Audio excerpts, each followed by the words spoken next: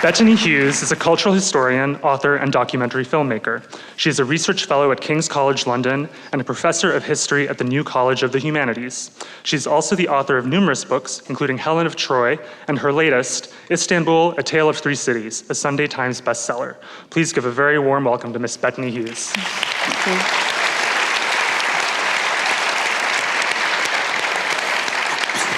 Thank you so much for that, and thank you, everybody, for making it here on this incredibly sultry Californian night. Well done, and there's overflow, so you're just brilliant for turning up. What we're going to aim to do tonight is actually to bring a little bit of Eastern Mediterranean, North African, Middle Eastern sun into the room, because our subject, as you well know, is the completely uncomplicated and uncontroversial question, did women ever rule the world? We're going to have a lot of fun with this, I think. We're going to talk for a bit, then we're going to open it to the floor. But the reason for the Eastern Mediterranean, North African, Middle Eastern sun is that we're going to look at that question through the prism in particular of three characters, of Hatshepsut, Nefertiti, and Cleopatra. And I don't know if any of you, have you been to see the exhibition that's on here? Hands up. Oh, yeah, fantastic. If you haven't, it's beautiful, and we'll be referring to some of the objects in that museum as well. So it's going to be a great night. I just wanted to make a very personal thank you, both to the Getty and to Zocolo for organising this beautiful evening. But also, I have to say, these two ladies don't know this. I have got the most enormous girl crush on both of them as an academic. So I've got all of their books at home. We've been very kind of formal back in the green room. And I would just like to say a personal thank you, because you are my academic heroines. These are two women who have consistently and constantly written women back into the story of history, and have the good sense, yes, thank you,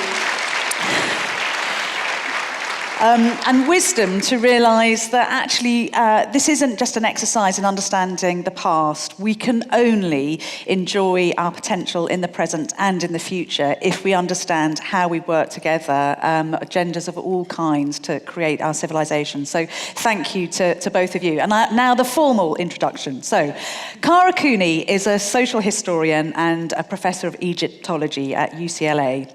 She was the lead expert on the Discovery Channel programme The Secrets of Egypt's Lost Queen, and is also author of The Woman Who Would Be King, Hatshepsut's Rise to Power in Ancient Egypt. And completely appropriately for this evening, her next book, which is due out in the autumn, is called When Women Ruled the World. So we know what her stance is, Six Queens of Egypt. So please welcome Kara Cooney.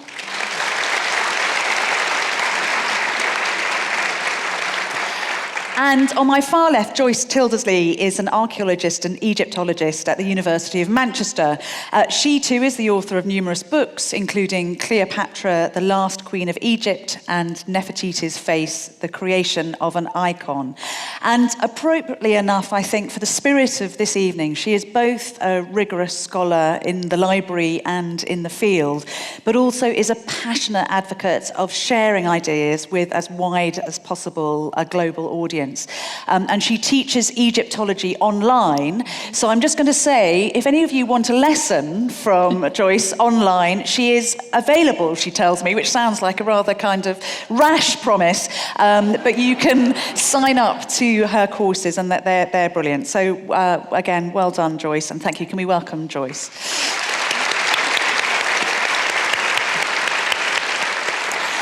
So I think to start, we have to address the elephant, the mother elephant in the room.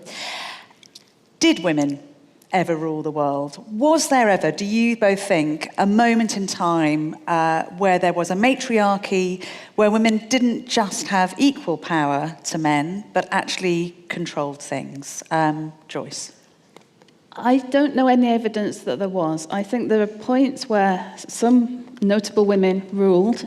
You could say that they ruled the world. They certainly ruled their own world. But I don't think there's any evidence for consistent female rule. Having said that, of course, there are a lot of societies that aren't literate societies, and we don't know what happens. So we've got societies in Africa, we've got societies around the world that we just don't know what was happening. So I wouldn't like to say never, but as far as I'm concerned, no, it was always, I think, unusual for a woman to take a position of power. Kara? There's no easy answer to this question, and I just wrote a book called When Women Rule the World, so it's going to be hard for me to say absolutely no, because Egypt is a strange and extraordinary place that did allow women into power pretty consistently, regularly, and they achieved the highest office. They were usually named king, not ruling behind the throne or whispering things to the king, things like that. And that's what this book is trying to crack. Having said that, the answer to your question is no. And if you're talking about prehistory and hunter-gatherers, there are many hunter-gatherer societies that one could look at today. And the anthropologist that I introduce when I teach a subject like this and ask this question is Ernestine Friedel, who looks at power as divided by gender or sexuality, and has determined that it's the money stupid, it's all economic. So if somebody, male or female, brings a scarce resource into the community, then that person has political power by extension. Most hunter-gatherer communities, the person who brings the scarce resource in, the meat, is the male. But the Tongva of Southern California, the females are equal in bringing in the scarce resources, or at least they were when they still exist in a natural way. And they have almost 50% political power in their communities. So yes and no, but the quick answer to your question is there is no mythical matriarchy to which we can return. No, I think that's, and probably you've read the books in this room, there was a moment where people desperately wanted that to be true, and a lot was written about matriarchal societies, and there was this rather false notion, I think interestingly, which stemmed from monotheistic societies, thinking there must also have been a monotheistic society in the past, run by a single mother god, and obviously the earth is a mother, and there is this kind of fecund fertility timbre to all those conversations. But we know that early societies, prehistoric societies, were almost everything but monotheistic. So they were animists, there were spirits, so there were gods and goddesses and creatures that walked the earth, but there wasn't a single mother goddess. So I think we probably do have to dispel that idea from our mind. Well, and monotheism doesn't usually do anybody any favors, particularly women, but I'll just throw that out there. We can talk about that later, maybe. But also, as you're saying, in some ways, never say never, because extraordinary things emerge every season from archaeological digs, which do nuance our idea of what was happening. And there do seem to be some of those early societies in Anatolia, there definitely does seem to be some kind of equity between men and women do have status and standing in them. Yeah, we have to be careful not to make assumptions. We think we know things, and it's happened in the past that we thought we knew things, and so we start to interpret things through what we think we know. We have to keep an open mind and see what evidence turns up and try and interpret it the best way we can, definitely. I mean, the biggest problem with this, if you're talking about Çatalhöyük or Göbekli Tepe or someplace like that, how do you, or Deir el-Medina, a place in Egypt, a craftsman's village to which I pay much of my attention, how do you decide, if you're determining archaeologically where power is in a domestic space or a village space, what is a woman's arena and what is a male's arena? And there's an archaeologist who works at Stanford, Lynn Meskel, who attempted to do this with Deir el-Medina in Egypt and said, this is the women's domain in the back room, and this is the front room, is the man's domain. And in my opinion, it was a very simplistic understanding of what a domestic space is and was. And it's a very problematic thing to go into a material understanding of what is masculine, what is feminine, and where the power lies. Yeah, tough. One woman who we do know certainly told the world that she was a woman in charge of all around her was Hatshepsut. So Hatshepsut, Kara, I'm going to get you to talk about her a little bit, but I think I'm right in saying, is this right, that inscribed in the space for her tomb, she describes herself as mistress of all lands, is that right? So, I mean, that's quite a statement to make. So just tell me when Hatshepsut was and what you think for her that meant for her to have the confidence to have that inscribed on the place that she was going to be travelling to the afterlife from.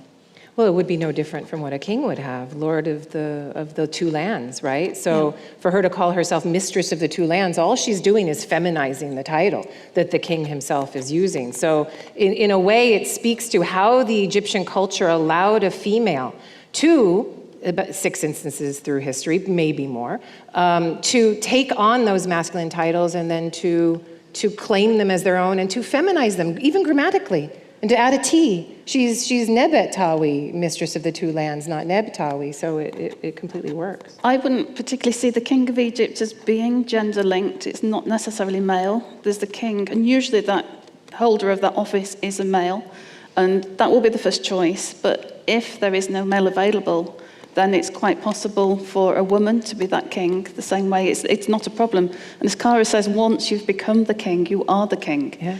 You don't abdicate from No, this. there's no ending. Unless someone actually bumps you off, which we probably wouldn't find out about, you will stay that king until you die. And we're talking, so she lived just after 1500 BC, so we're talking 3.5. Thank you for the date. Yeah. Joyce and I discussed how we don't like dates, and we avoid them as much as possible. Yeah, well, she's almost 3,500 years ago. And for people who don't know kind of the intimate details of her life, her transition is interesting because she starts off being quite feminine in the way that she's represented, but as time goes on, as her reign goes on, she acquires the aspects of kingship. So just tell us about that. It's an interesting thing. People look at Hatshepsut and they say, oh, she became a cross-dresser. Oh, she wanted to be a man. Oh, she had a sexual choice that drew her into a particular masculine way of dressing. And I think that that's a facile way of looking at it. Essentially, what I would do with Hatshepsut is ask, where is her power coming from at a given time? When she is a young priestess, perhaps working for her father Thutmose I, as the god's wife of Amun, she must show herself in a sexual way as a nubile young female. When she becomes the queen to her half-brother Thutmose II, her sexuality is the means of her getting more power.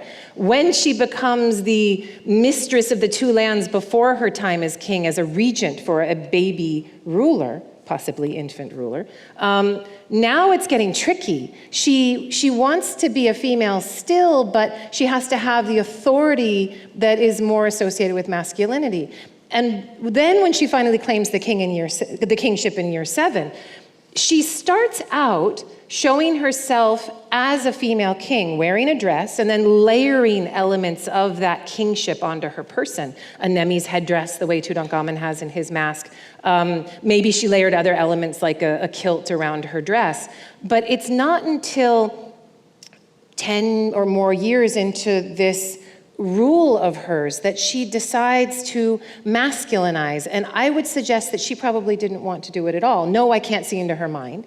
But her first statues of herself as a female king are as a female king. And then you see a statue, it's a well-known piece in the Met of white limestone that shows her as an androgynous male-female in-between figure. Very beautiful feminine face, gracile body, but she's topless and she kind of has breasts, but no nipples, but not. And you look at it, you go, what's going on there?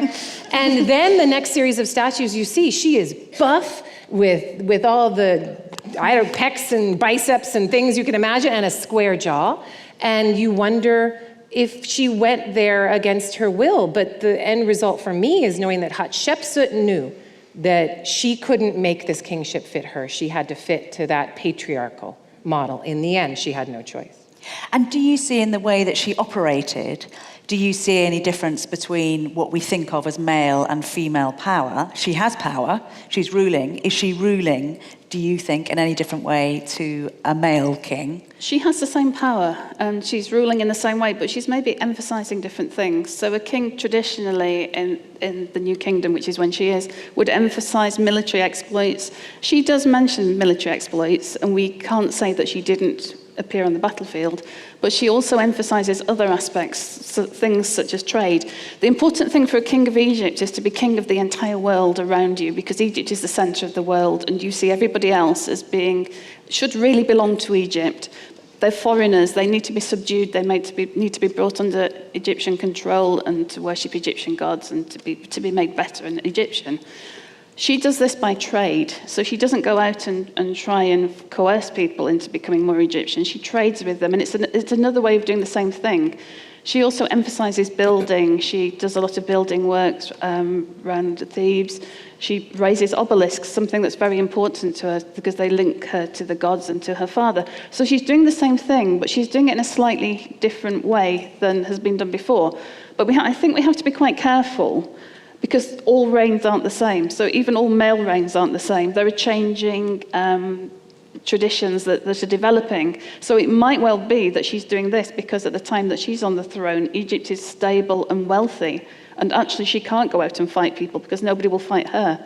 So it might be that she actually emphasizes this because her reign is successful, but a male king might have chosen to do the same thing. I think her gender is in many ways irrelevant to the role that she performs, and it's relevant to her. But of course, as Kara says, she knows that she's a woman, and everyone would have known that she was a woman as well. She's been a queen of Egypt before she's a king of Egypt. But in the way she rules, she doesn't want it to show, and maybe that's why she's using this traditional image of a king, not even seeing it so much as a male image, just as a traditional king image. And it's so interesting what you said before, that in some ways it's a sort of ungendered society. You can have female kings as well as male kings. Do you see but this? You have to gender your position. Gender your position once you're there. Yeah. And this is a genuine open question. Do you see that filtering down into the lower ranks of society? Or do we think that women had a pretty rubbish time as a poor ancient Egyptian? I think if you're a woman in the ancient world, Egypt is definitely the place to be at. There's a tradition that a woman can deputise for a man. She deputises for her husband. They're very much a partnership. They fit together. Everyone is expected to get married. Everyone would, wife and husband together. If the husband is away or even dead, the wife can deputise, which is something you don't often find. That's really what Hatshepsut's doing to a sort of greater extent. But I think we also have to remember that she was born into the royal family. She didn't come from nowhere and do this. She's inherited this position. So in the same way that she could inherit a position, somebody else lower down the social scale could inherit a position. I think it would be very difficult for a woman to assume power if she wasn't born to power. So this is one of the chief theses in my forthcoming book, which is the dark side of this extraordinary ability of women in Egypt to take power so regularly and systematically. It only happens in places where there is such a deep authoritarianism that, let me put it this way. If you're in Greece or Rome, one man falls, another man will take his place. But if you're dealing with an authoritarian ruling family that is keeping the power inside their orbit and controlling it very tightly, then if you have a king who is too young, too weak, too whatever to rule, you will allow the child's mother or a woman to come in and step in as king on her own. But it's only the unequal and tight control on society that allows a woman to do that, which makes me then wonder, and this is a provocative thing and we can discuss, is if we are conditioned because of these circumstances to think of female rule as associated with such dynasties. And I'll throw it out there because you said elephant. But do we look at Hillary Clinton and associate her with that dynasty and say, wait a minute, she's not in it for all of us. She's in it for Bill and Chelsea and that family. Are we, without even critically thinking it through, associating a female's power with that unequal distribution thereof? So, but discuss. Do you, I mean, we will absolutely discuss this because I think it would be very interesting to look at once we've kind of looked at Nefertiti and Cleopatra, actually to ask ourselves whether there's anything that our current rulers could take from those as role models to aid their path to power or to nuance it in some way. Just tell me one thing. Do you think with a woman like Hatshepsut, I thought it was so interesting what Joyce was saying about kind of economics and strategy, that you know, it could just be coincidental, but there does seem to be a slightly different approach. Do you see with these women who've inherited power because they're part of a dynasty, do they think of themselves as military leaders? There are images of them smiting, there are images of them holding weapons. Do you think that they think that they are creatures who also rule because they are macho in the true sense of the word? I think there are two types of women here. I think there are a lot of these almost ruling women that we don't see. Yeah. Because of this tradition that you would deputise for a missing husband. Teddy Sherry, Ahmose Nefertari. Yeah, exactly. Yeah. And going right the way back to the First Dynasty of Meritneith. We have queens who have a missing husband because he's in battle or he's died. It's usually because he's died. they will traditionally step forward and they will rule Egypt on the behalf of their infant son until he gets old enough to rule Egypt himself, and then she will step back. And we don't see those reigns because it's entirely within the reign of the son. But for that period, the women, I'm sure, are ruling Egypt in the same way that a king does. It's obvious that there's rituals that have to be performed and a baby can't do them. So someone is doing that. The ones that we can actually see are those women who, for some reason, managed to come out of that anonymity. And it's how Hatshepsut started, I think. She started ruling in a very conventional way on behalf of her stepson and then managed to somehow overcome that. And I think, yes, absolutely, once they get to that position that they were being crowned as king of Egypt, they saw themselves absolutely fully as a king, able to function like any other king. It's interesting because Egyptian art isn't in any way a portrait. It's depicting the essence of what you want to be. And so it seems appropriate that they try and use the traditional king depiction. We have the same problem with Sobek Nofru, who comes earlier. She also tries to combine male and female clothing to be a king of Egypt because she's a female king. It's showing that these women are kings. They have the same sort of ethos behind them as the male kings, and I don't think they would see the difference. They would just be the king. I mean, it's the $64 million question. How much money is it? I don't know how much it is. Is it 64 million? It doesn't matter. But the question that you asked a few minutes ago, which is, do women rule differently from men, is something that haunts me always, because I do not know the answer to it. And it's a nature versus nurture question. And some days I'm like, well, yes, totally they rule differently from men. And other times I go all first wave feminist on it and say, no, of course, I'm just the same as anybody else. I'm not any different just because I have a womb, and what does it mean? But I'm more persuaded, the older I get, the more I read, the more I think, the more I look at this world, the more I live in Trump's America, that women do rule differently. And it's not necessarily something that we can easily understand. There's more nuance involved. There might be more deal making. There's less decisiveness, perhaps. There's more connection to emotionality, which we find threatening. But I think I would rather work with a woman who tries out emotions rather than suppresses. And I'm being very, I'm not being very nuanced in what I'm saying, and I understand there are men who have more feminine traits and women who have more masculine traits. But to try something out rather than a decisive decision that's just going to press the red button. But then you come back to Hatshepsut and Cleopatra, or Nefer Sobek, or all of these other women, and you ask, in the ancient record, can I see this woman ruling differently from an Amenhotep III or Ramses II? And then it becomes very, very fraught and very, very difficult, because these women are put into a position where they must fit the position. And if she's got to invade someplace, she's got to invade someplace because the circumstances are demanding it, or her position demands it. And then she's got something to prove. And then it gets very, very complicated. We also have the problem, because not only is the art sort of stereotypical, this is what a king looks like, so this is what you must look like if you're a king, but also the writings. These people aren't leaving us diaries and personal letters and so on. We're getting monumental inscriptions and inscriptions in tombs and so on, which are all very formulaic, and they're telling the same story. And they want to tell the same story because it's reinforcing the fact that they're a king. So even ignoring what might or might not have happened in their reign, they will still promote themselves as doing exactly the same things. And it's very difficult for us to look back and see what actually happened in that reign as opposed to what they want us to think happened in that reign.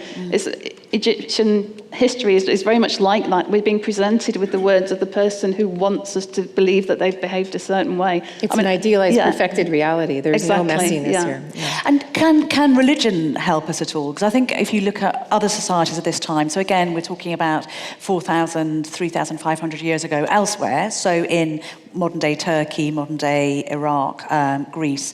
If you look at some of those goddesses, for instance, who are worshipped there, my goodness, they are feisty creatures. So if we look at the ancestor of Aphrodite, Venus, And I think if you say the name Venus, everybody imagines this sort of wafty creature with lovely blonde hair kind of drifting around on a shell, you know, with Cupid and his poisoned arrows being as malign as she gets. But actually, if you look at those earlier goddesses, Inanna and Ishtar and Astarte, they are goddesses of war and sex. They are fighters as well as lovers, and everything that's talked about those women who were those female creatures who were incredibly influential in society makes it very clear that they are bespoke and effective fighters, as well as givers of life. They are bringers of death as well as bringers of life. There is no one-to-one correlation for this. So if you're talking about Greece, where you have Athena, goddess of war, this virgin who can take matters in her own hands, and then you look at Greek cultural life in the ancient world for women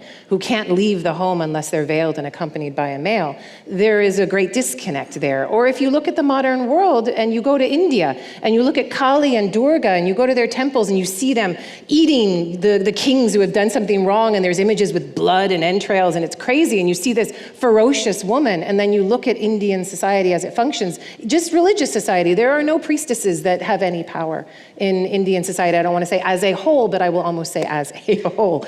And so there is that disconnect again.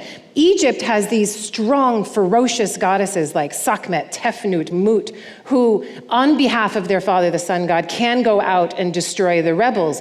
But in Egypt's case, the difference is that emotionality, that fierceness, that PMSing bitch, is something that in Egypt is used to protect the king at the center of the wheel. And in other places like Greece or Rome or India or here, we look at that and we think, oh my God, I don't want that crazy up and down hormonal thing ruling my country. She'll make a decision that we just can't deal with. And no. And so there is this hostility towards that. There's a kind of argument that there's actually exactly as you said, that it's not respect that's engendering those creatures, it's fear. And there's a very lovely little figure. If you go and have a look at it from this place we were talking about, Çatalhöyük, which is, claims to be one of the oldest cities in the world. So again, stretches back about 9,000 years. So looking at artifacts from around 7,000 BCE. And there's a really fascinating one, a beautiful, fat, fecund woman with great bosoms and a wonderful pregnant tummy. She's very scary and these huge, lovely thighs. But if you turn her around at the back, her flesh starts to melt away from her bones. And from behind, she's a skeleton. And it seems to be saying, that figurine, as I said, that these are creatures that can bring both life and death. And there might be something very practical going on there, that actually in childbirth, women would have given birth to stillborn children as much as they did to living children. So probably, one in two children would be stillborn. So anyway, so it's a kind of very, as you say, it's kind of irrelevant. It's kind of totally irrelevant and absolutely relevant as well, what they're doing with their gods. So let's just have a look at Nefertiti. And I should just warn you, ladies and gentlemen, that these two disagree a little on Nefertiti, Queen Nefertiti, and just how much power that she had. And when I say a little, they are at polar ends of the scale. But if we, perhaps, Joyce, just tell us who Nefertiti is. You will probably immediately imagine the beautiful bust that's currently in Berlin, but just give us a thumbnail portrait of Nefertiti. Okay, Nefertiti is known to be the wife of the heretic king Akhenaten. I don't like the term heretic king because you can't really be a heretic in ancient Egypt because there is no set code of religious behavior. But he's certainly a very different king. He has almost monotheistic belief. He's not a monotheist, although he's often said that he is. He worships primarily the sun in various forms, but he allows other gods as well. We don't know much else more about Nefertiti, apart from the fact that she has 6 daughters. She might have had sons as well. She might be Tutankhamun's mother. She might be other people's mothers, primarily a king of Egypt known as Smenkhare. But we can't prove that because in illustrations of the royal family at the time, you don't see sons. So you will see a king and queen and their daughters, because as you've said, the daughters have a protective role in the art and they're protecting the king, so they're there for that purpose. But the sons aren't there because they're potential future kings. We don't know where she came from, but we strongly suspect that she is Egyptian-born. There's no evidence to suggest that she isn't Egyptian-born. We agree so far. Yes. Akhenaten and Nefertiti moved to a new city where they can worship their sun god, the Aten, and they build the city from scratch quite quickly.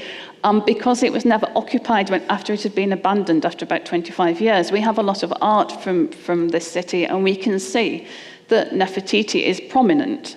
She's prominent, she does political things, she stands alongside her husband as he rewards people, and she even appears in smiting scenes, as we've discussed. She's also very religiously prominent. Akhenaten's new religion removes the traditional gods, and the people are urged to worship the sun god, the Aten, but they can't just, it's not very democratic. Often he's described as a democrat, but he's not at all, in that you can't access the sun as you would think you could just by standing in a field. You have to access the sun god via the royal family. So Nefertiti is almost in the position of someone you have to worship through, so she's almost a living goddess. All that I agree with, but I don't think in that respect she's any different to her mother-in-law, Queen T, who was also a very powerful woman. I think this is just how these queens were. We used to think that after year 12 of Akhenaten's reign, that Nefertiti disappeared. And we found that very strange, because how could someone who'd been so prominent disappear? So we thought of various ideas on what might have happened to her. She might have been banished. She might have gone somewhere else and started a new religion. And one very popular idea was that she had in fact not vanished, but changed her name. So we couldn't see her because she has a different name. But more recently, we have a piece of graffiti dated to year 16 of Akhenaten, and he dies in year 17, which confirms that she is still a queen consort. So my feeling is that at this point, soon after, or round about the time that Akhenaten himself dies in year 17, Nefertiti herself dies. I do think there were prominent royal women around at this time, but I think it's Nefertiti's daughters, her firstborn and her third-born daughters, who are the prominent royal women. I don't think there's anything to suggest that Nefertiti herself would rule, because she's not born royal. She's no entitlement to the throne. Her two daughters do, so I would see them as being the important figures from that point onwards.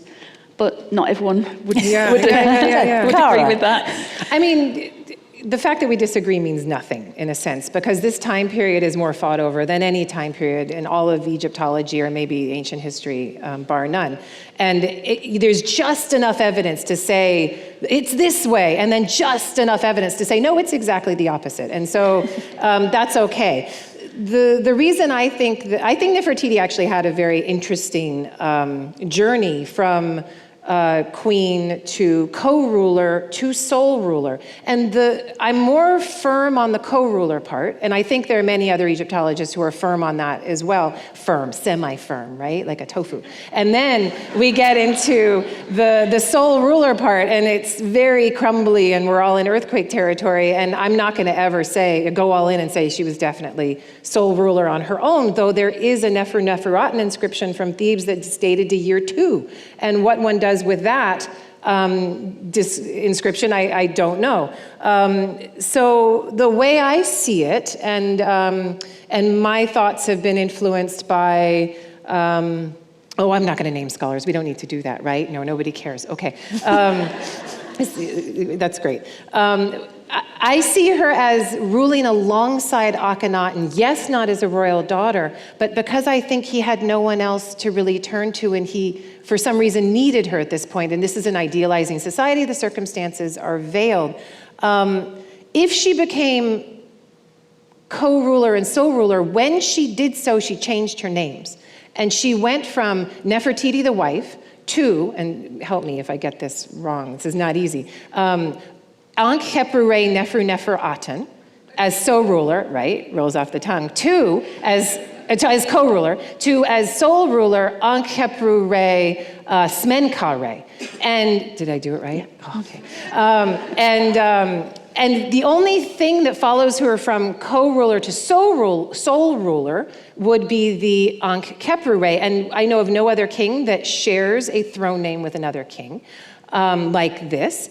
And the thing that's the most interesting to me is if she took this journey, she had to abandon her identity as queen, as Nefertiti, as that iconic beauty along the way. And this is, so in my book I say, whether she did this or not, we'll never know, it's not clear. But if she did, she was demanded by this patriarchal society to melt away what she was and become what she was expected to be. And that's the more interesting part to me. We can argue about the intricacies of the history forever. So. I mean, one way that she absolutely rules is she's ruled the world's imagination after her death.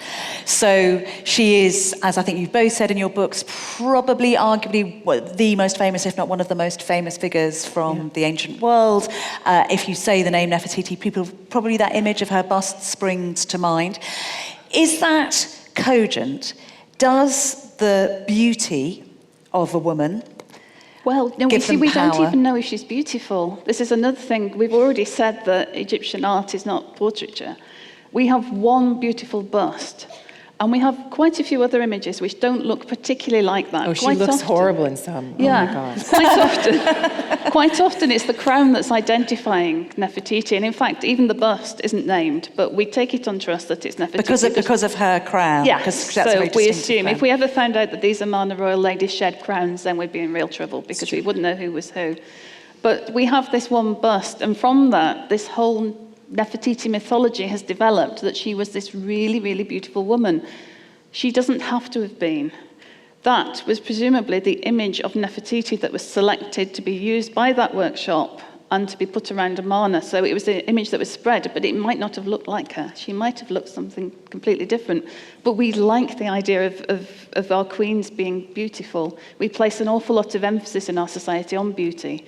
So it pleases us that she's beautiful, and she's remained this influential character, I think, more for her beauty than her deeds. I mean, she's a really fascinating person, and we should really try and look beneath the beauty. Or non-beauty. Just two really quick observations on that you'll both know, and you'll probably realise in the room as well.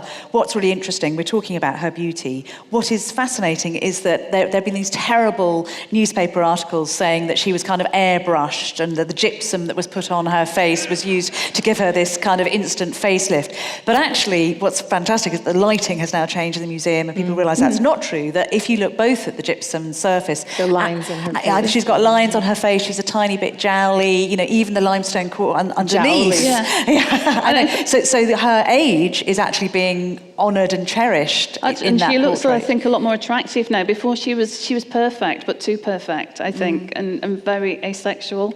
But now she looks, to my mind anyway, much more alluring and more like a real person. It is interesting. And although this is just, again, slightly controversial, although you say beauty doesn't matter, and that we're judging that from a 21st or 20th or 19th century point of view, I'd contest that slightly, because if you look at a lot of writing, it talks about charisma and beauty being God-given. It's something which is given to mortals by the divine, and therefore it's a gift of the gods, and therefore is something which has absolute value. So this is in comparative societies as well. So do you think that there is a notion, although we'd like to think appearances don't matter and that we're just kind of foisting our opinion on them, do you think there could have been something that you can make yourself look beautiful if you are a queen as well? You can cover yourself with oil, with gold, with perfume, kind of with spices. That was the impression that you gave, even if it wasn't your physical genetic beauty, was used to enhance your power to those around Well, you. you've brought us to Cleopatra. Yes. Because Cleopatra, according to Arabic sources and others, is known for having written books on beauty and what to do for skincare, and is revered as a kind of beauty doctor in the medieval world amongst some people. And Cleopatra, opposite of Hatshepsut, and if Nefertiti became co-king and soul king and masculinized herself, is the only one in our list who uses, if she wasn't beautiful, at least uses her, and many say she wasn't beautiful, but whatever, uses her allure, her femininity, her attractiveness to attract the most powerful Roman warlords imaginable. And if she didn't have that pleasantness to look upon, I don't think that she could have done that. But she worked it, and she knew to work it. That was her methodology. And also, it might not have been, as you said, it might not have been a kind of conventional beauty, because as we all know, there's something else about charisma and sex appeal, which has nothing to do Well, there's with something how about you're money. facing. And yes, being in charge of Egypt, which might have been quite attractive. But actually, again, I think, Joyce, you take a slightly different view, because she's definitely been sexualized, Cleopatra downtime, all the ass's milk and all of that. And you think that's a bit of nonsense? I mean, we assumed, because she was able to track these two eminent Romans, Julius Caesar and Mark Antony, that she must have been beautiful. But we're assuming this based on the writings of the Roman authors, which have fed to us through Shakespeare, and beyond that, and particularly from film these days. And we assume that only a beautiful woman could have done this. And it's a good excuse in a way. Why did these two great Romans get seduced by this foreigner? It should never have happened. She was tempting them away from the traditional good Roman wives who would sit at home and possibly still be weaving and so on. Wouldn't behave like Cleopatra did anyway. There had to be a reason for it. It couldn't be the men's fault. So it had to be Cleopatra's fault. And she was very, very beautiful. She was a temptress, she was a sorceress, and so on. But, as Kara said, she was also a queen of a wealthy country. But the beauty is the double-edged sword, right? Because the beauty is something that is generally in society, is possessed by somebody young, which means that in any sort of asymmetrical relationship is owned by a man who is connected to her, who is older. And so Nefertiti, as a beautiful queen, is possessed by her husband, the king, and any beautiful wife is, in a patriarchal society, possessed by that woman. So in many ways, Nefertiti's beauty or Cleopatra's beauty is what, in our perception of them, disallows their power. It makes them something that is less than. Absolutely. Yeah. And again, the descriptions of Boudica, the great British queen, the fact that Cassius Dio describes her as having tawny hair down to her hips and flashing eyes, that's not actually a compliment. It's creating her as this kind of anti-superhero, saying she has to be somehow demonically beautiful, again, that she must be possessed in order to have given the Romans such a run for their money. Beauty that can make a man lose his mind. Yeah. That is the danger that we ward off. It is. Sorry, we're actually riffing here, but Helen of Troy is the same. So Homer, when he talks about Helen, the old men of Troy, they sit round and he says they chat like cicadas. You can hear their voices rise and fall. And they're saying, oh, look at that beauty. What terrible beauty. Beauty like that of a goddess. And what they mean is beauty that make men do things that they shouldn't do. And thus you get veiling, you get women who can't leave the home, you get female circumcision, you get marriage tests and virginity tests. If you look at Cleopatra's coins, which we might assume are the image that Cleopatra herself wants to put across, she's got a very austere, sort of masculine look to her. She's not a conventional beauty at all. And I think we have to assume that's deliberate, that she doesn't want to be seen as beautiful or pretty. She wants to be seen as effective. And we see exactly the same look on Cleopatra III, who is in many ways a kind of role model for Cleopatra VII, that again, she looks almost masculine because she doesn't want to be seen as weak and feminine. She wants to be seen as strong and powerful, and that's the image she puts out. And as you're both saying, there is just a chance, an outside chance, that it's not just her sexual power that allows her to control the men around her, but because she was unbelievably smart. So, I mean, this is a woman, is it 9 languages that she can speak, Cleopatra, and a kind of troglodyte language as well? Yeah, and apparently she was the only Ptolemy who could speak Egyptian, so the only one of the ruling family. Which is a very good start. And a mathematician and a philosopher and a strategist. She inherits an Egypt that is debt-ridden. Rome is, as the contemporary source is describing it, hunting it down like a lion, so she's got an extraordinary geopolitical problem on her plate. To survive, she had to be as clever a strategist as she possibly could have been, because she's born into a snake pit. And the Ptolemies, I mean, they're killing each other off more than any dynasty that I've ever, certainly in Egypt, but it's like Game of Thrones over there. And the fact that she made it to adulthood, I mean, growing up and avoiding the assassination attempts that I can imagine from the history we know of this Ptolemaic family, it must have been a PTSD giving existence to make it that far. So her ability to speak all of these languages, maybe Egyptian as well, to understand mathematics in a certain way, very much was survival for her to make it in this cutthroat world. And we've just talked a little bit about how historical sources deal with women and deal with powerful women in particular. Do you think that there's a chance that actually history itself has served us a big, hot serving of fake news when it comes to powerful women, that actually there are potentially more powerful women who've been written out of history simply because they had control? Yes, absolutely. I think we're missing a whole host of powerful women who just haven't had someone there to write down what they're doing at the time that it happened. And the ones that we have got, like Cleopatra, being distorted, we're forgetting that she's clever and she's astute, and we think, oh, well, she was beautiful. And that's sort of an excuse for everything that happened to her.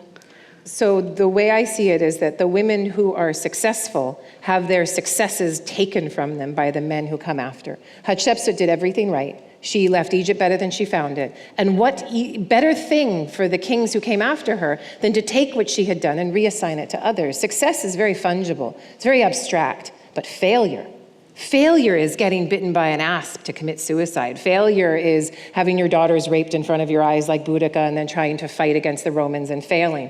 Failure is very idiosyncratic. It makes a good Shakespeare play. And it's something that we can aggrandize and make more of and then remember as a way of warding off those women in power again, because look at what they'll do if they get it.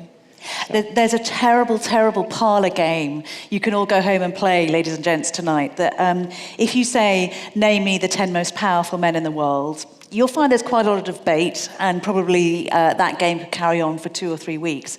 If you say, name me the 10 most powerful women in the world, at about 6, 7 or 8, people start to run out of names. And like it or not, women have always been 50% of the population. And all societies have debated whether they should have more power. So exactly as you're saying, there's a pure maths in play here, that it is very unlikely that actually there have only been about 8 powerful women in the story of human civilization. There are a few that we should definitely rehabilitate. I don't know, have any of you heard of Theodora, the Byzantine empress? Yeah, fantastic. Well, what a brilliantly educated audience. I asked that question back in the UK and one person put up their hand. So you're already winning on all counts. If you don't know of her, she's just one example. We're sort of leaping forward a bit in time, but she's in late antiquity, 6th century AD. She's the Empress of Byzantium. She runs a million square miles of land. She starts out life as a prostitute, erotic dancer, and is super bright, makes her way to marry Justinian. And as soon as she has power, she does extraordinary things. She reforms society. She sets up safe houses for prostitutes, for fallen women, for single mothers. She outlaws infanticide and pimping and increases the penalties for rape. She's a remarkable creature.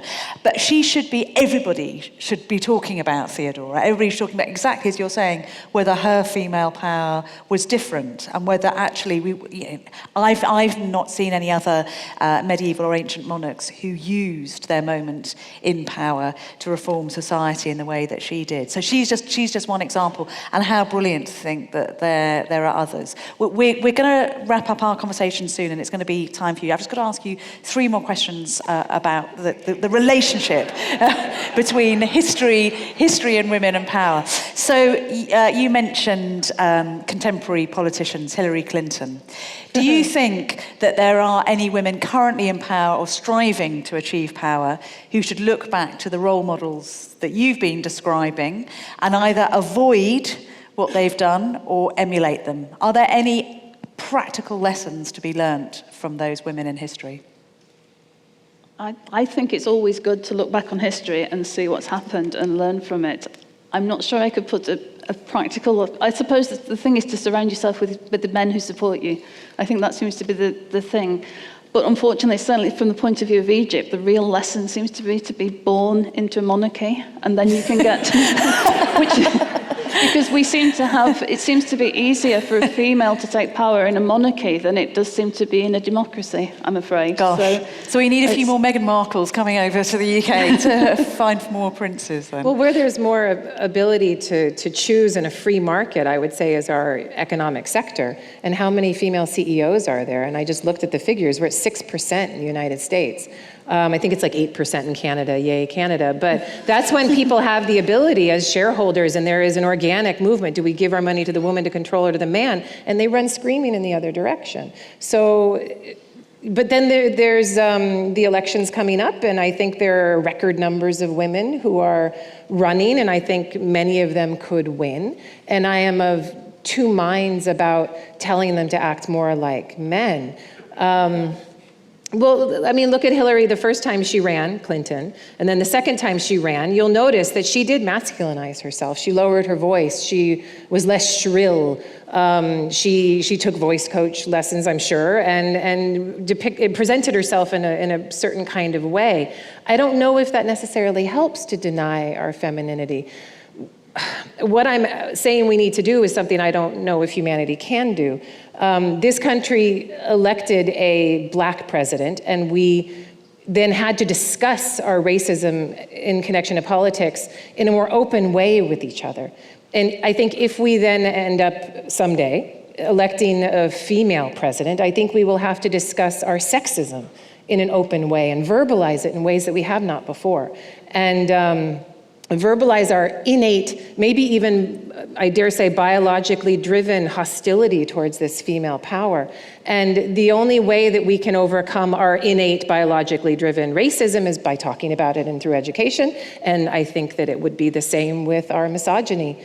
And that's not something that humans organically and naturally do. No. So sometimes I think we'll look at history, we'll gain lessons, and we'll be able to move forward in a better way and better light. And other times I think that we simply repeat the same mistakes over and over again. So I don't know the answer to your question.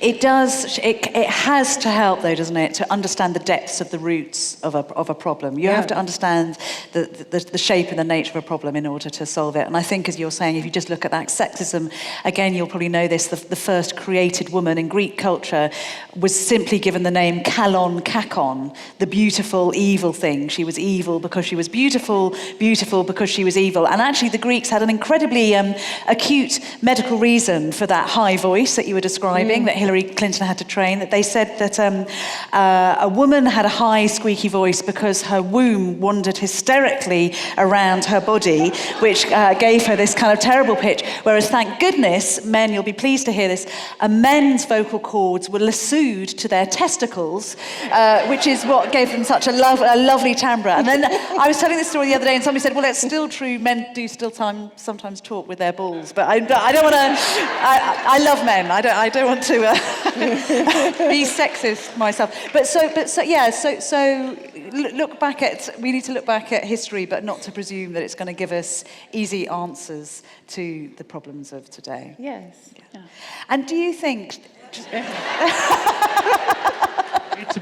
Hate to be the one to cut this off, but we do have to get to questions from everyone else. Yes. So I'm so sorry. I thought you were saying 10 minutes. I couldn't see your hands in the dark. No, he was going to stop. I know.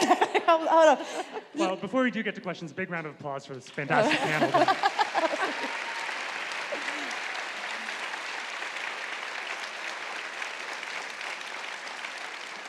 So this is the part of the evening where we get to take questions from all of you. There are two of us going around with microphones. If you please raise your hand high, then we will come to you. We'd also greatly appreciate if you would say your first and last name before your question. And also, this part of the program will be recorded and published online at socolopublicsquare.org. Bianca here has the first question on the right. Hi, I'm Joy Selby. My question is, why did you not consider Elizabeth I as a woman that ruled the world? She came into power with basically nothing, a debt-ridden country. And by the time she died, the famous English saying, the sun never sets on English soil. I think that is worth considering. Yeah, Elizabeth I is definitely one who turns up in that list. She's usually about number 5. So I think you're absolutely right. The truth is, we're going to have to do a whole other session on the late antique world, the early modern world, the medieval world, to talk about those wonderful, powerful women. But we were focusing on the women of Egypt today. Another question would be fantastic. Next question is on your left. Hi, my name is Joe Maldonado, and thank you for being here. This is really fascinating. My question is, in Hollywood, in films, you see a king or a queen come out, and there's multitudes of, Egyptian citizens, looking at these kings and queens. But I get the impression from what you were saying is that the queen kind of ruled without people really seeing her. Is that what the case was, or did the multitudes did see would the king or queen come out and greet or talk to the citizens? It was a slightly strange situation in ancient Egypt because the kings didn't have one palace as such, but they would actually spend a lot of their reign moving along the Nile, going from place to place to make themselves quite visible, and then travelling back again. Also, I think it's probably a measure to make sure that people who are far away still remember that you are the king. And they would travel with a small entourage, including the queen, I think. But the extent to which they're seen by the people is quite debatable. We have images of them with the elite who surround them, but for actual people, ordinary people as such, I'm not sure that they would see them that often. We know that at the site of Amarna, where there weren't royal processions, the royal family would, instead of the gods, would actually process down the middle of the city. So they certainly saw them at Amarna. But the extent to which an ordinary Egyptian person would expect to see the royal family, I'm not at all sure. I think it's probably less often than we'd think. I'm not sure even to the extent to which ordinary Egyptian people would know who was on the throne and really what was going on, because they would be so centered on their own village life. Which brings up the question of this perfected authoritarianism. You only need 5% of the population to see you and have that pageantry displayed to them. That's who it's for. The common peasant man or woman is immaterial. Next There's question. no revolution in ancient Egypt. Next question. Yes. My name is Ellis Seligman, and I want to bring you up to more modern times. In the blurb that you put out for this particular program, you mentioned Angela Merkel as leading a very weak coalition in Germany, which is only 1% of the population, so therefore it's not worldwide. I'd like to go back 20, 25 years to go west to England, and another much stronger, I think, Prime Minister, Margaret Thatcher, who also started a war, whether you agreed with her or agreed with her policy. How do you fit her into this milieu? Shall I take that? Joyce, I'm sure will have her own opinion. And I'm American.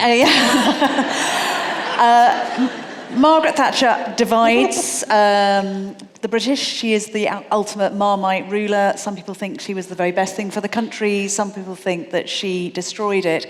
I tell you one thing about her, though. As a young girl growing up, I was a child of Margaret Thatcher. She definitely told me that women could be in power, and that wasn't something that I felt before she took that position. So that this kind of plays into our conversation about role models and for good and for bad, what they're worth. Joyce, I don't know if you want to... Yes, I mean, she was the first to do what she was doing, and whether you like her policies or not, she showed that it was possible to do it. And I think that maybe not immediately after she'd fallen from power, but now looking backwards, no longer, girls don't grow up in England thinking that I can't be the Prime Minister. They now know it is entirely possible for them to be a Prime Minister. And at the moment, we have a female Prime Minister and we have a female Queen on the throne. So our girls know that all these things are possible for them. And that alone, I think, is a really, really good thing. Even if they do say slightly daft things. Margaret Thatcher saying there's no such thing as society, who told her to say that? And Theresa May saying that a citizen of the world is a citizen of nowhere was possibly not her finest hour. Can I step in really fast? You may. And just say, as an American, that in a parliamentary system where you don't have the direct selection of this woman, I think it is easier then to put this woman in as the voice of her party. And I see Theresa May and Margaret Thatcher acting as the voice of the party rather than a woman elected. And I'm not saying our system is better. This is not what I'm saying.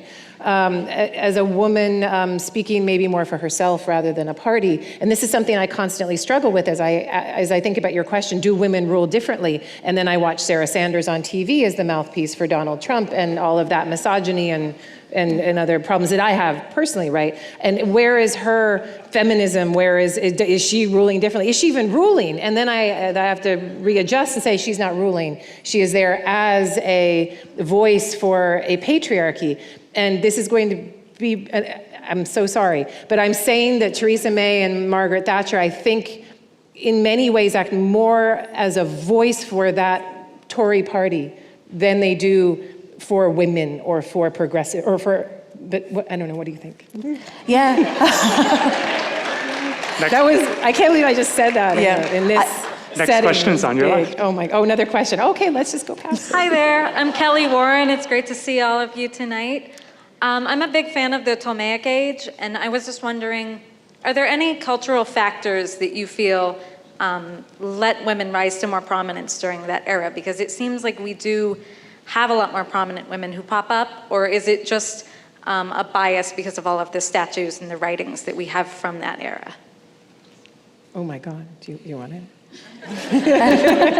So did you hear it? Okay. I mean, you're asking what women needed in Ptolemaic Egypt to create their power. Mm-hmm. Yeah, money exactly. And, family, place, and money.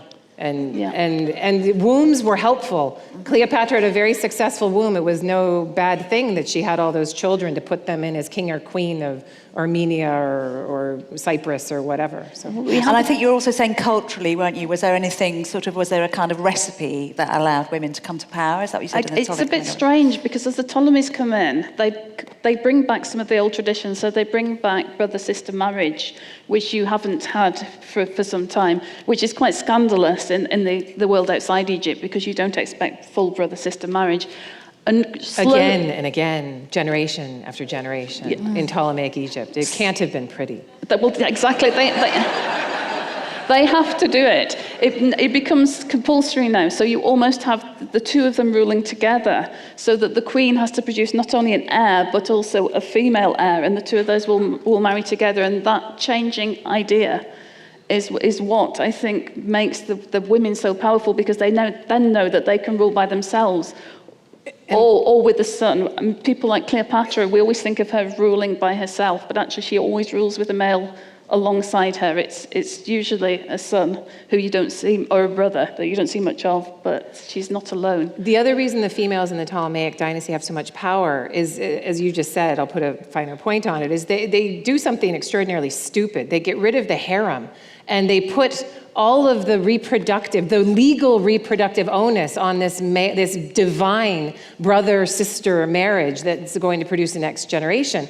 And once you get rid of the harem, you get rid of the possibility that you can have 365 children growing in a given year and that you'll have health but you're also giving that particular woman all of the power for the next generation down the line, and you can see women having control over certain sons or daughters as things go on. But Next question. Hi, this one's for Joyce. My name's Diane. When Cleopatra died, she was in the custody of the Romans, Octavian. Would it not be logical that she was cremated rather than embalmed? I mean, the Romans burned people. Thank you, because that's exactly what I think happened. At least if I was Octavian, that is what I would have done. She needed a funeral, and it's never good to just destroy the body of your defeated enemy. She needed a proper funeral. But at that time, it would have been perfectly respectful for a Roman to have had a cremation, and it gets rid of the body, which might turn itself into a sort of object of veneration, and so on. So I always think this when we're looking for the tomb of Cleopatra. Maybe there isn't one, or maybe it's much smaller than we think it's going to be. But yeah, thank you for that. I even doubt the suicide. Yeah, but that's fine. What do you think happened? I mean, where do we get the information for the suicide from? It's all Roman sources. It's a brilliant thing to make her a self-involved, selfish, she's going to leave her children to the Romans sort of woman. It's a brilliant strategy, and we still buy into it. And then we have no idea what the method was. It wasn't really an asp. Nobody really knows. So he could have just killed her and then said, oh, look what she did, and who's to say any different? So. We're just about to get to our last question because we are running out of time. But if you weren't down here in the room with us, or if you didn't have a chance to ask your question, all of our panelists will be at the reception just right immediately afterwards out on the terrace. Our last question is right here on your left.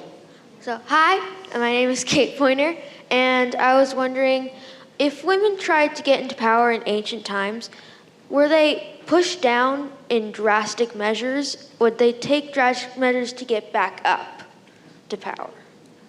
I'll start. So every time a woman took power in ancient Egypt, there was a pushback. We'll start with Hatshepsut. She claims the kingship in year 7 of her regency for her young nephew, and leaves Egypt better than she found it, is fully successful, and her image is erased after her death, some time after her death, but names and images are erased, statues are smashed up into nothing. The statues you visit at the Metropolitan Museum of Art in New York have all been carefully glued back together. And the position that she used to gain that power, the God's wife of Amun position, was effectively hamstrung by the kings who came after. And they named their mothers to the position. They named non-royal women to the position. No more king's daughters or sisters were put into that position. And so they took the power away from the royal daughters and sisters. And that's just one example. You see it in the 6th dynasty, you're going to see it in later time periods as well. And that means that every time, I'll do it again. We thought we were in a post-racial society in Obama's presidency. And I think the pushback against that has been pretty clear. And every time we see a minority gaining power, it is a normal human reaction to push back and try to go to what the status quo was before. I'm so All right, sick. well, what a great question to end on. Before we close, I'd like to say thank you to the Getty, our co-presenter tonight. Also, thank you to all of you for coming. We're so glad to see you, and please stick around for the reception. Come grab drinks with us. And finally, a big round of applause for our fantastic panel tonight. Big applause. Well done. Oh.